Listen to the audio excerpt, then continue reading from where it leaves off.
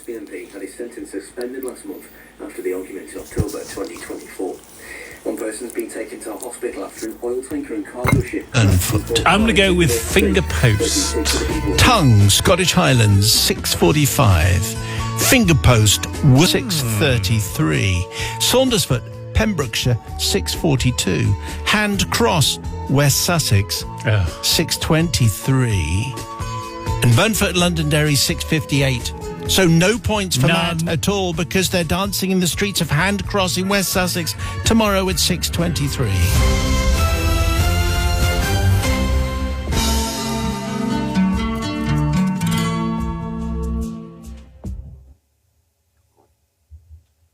Cheshire MP Mike Amesbury says he'll step down after being jailed for attacking a constituent. The Runcorn Helsby MP had his sentence suspended last month after the argument in October 2024. One person's been taken to a hospital after an oil tanker and cargo ship crashed and caught fire in the North Sea.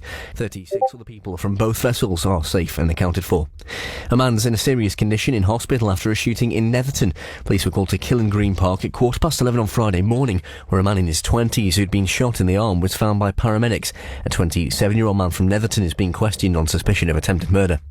Campaigners fighting to save a Liverpool Marie Curie hospice have travelled to London, urging bosses at their HQ to reopen the site.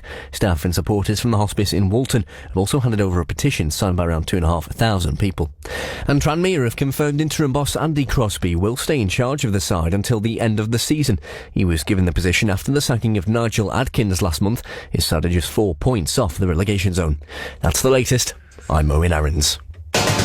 Sport. OK, 6:31. Let's see what Matt has. Yes, Manchester United co-owner Sir Jim Ratcliffe has spoken to the media about problems at the club. He says United would have run out of cash by the end of this year if they hadn't made changes. He also name-checks players he thinks are underperforming. Keeper Andre Onana, Casemiro, Rasmus Højlund, as well as Anthony and Jadon Sancho, who are currently on loan elsewhere. Some are not good enough and some are overpaid, he says. On the brighter side, he restated his target of winning the Premier League by 2028. I don't think it's mission impossible, he says.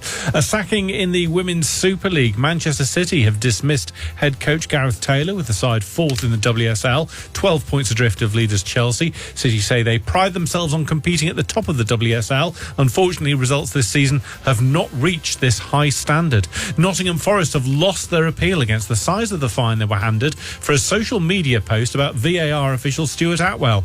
Angry at 3 penalty decisions going against them in a match last season, they tweeted that Atwell was a fan of the then relegation rivals Luton. The FA fined them £750,000. Forest felt that was too high, but the appeal board has today upheld the sanction, saying the post went viral and that this was predictable and no doubt intended. Liverpool have been handed a boost ahead of tomorrow night's Champions League last 16 tie against Paris Saint-Germain. Forward Cody Gakpo, who missed the first leg through injury, has today trained with the rest of the first team. One match in the Premier League tonight. Newcastle travel to West Ham. In the quarterfinals of the Scottish Cup, Livingston from the Championship take on Scottish Premiership side St Johnstone. And Josh Adams and Tom Rogers have been ruled out of Wales's final Six Nations match against England this weekend. Adams has a hamstring injury. Rogers needs surgery on a fractured thumb. Matt, thank you. Simon Mayo's Album of the Week on Greatest Hits Radio. March the 11th, 1996, new on Epic Records, Falling Into You by Celine Dion. It would go on to win the Album of the Year and Best Pop Album Grammy, sell 32 million copies, including 2 million in this country. Our track?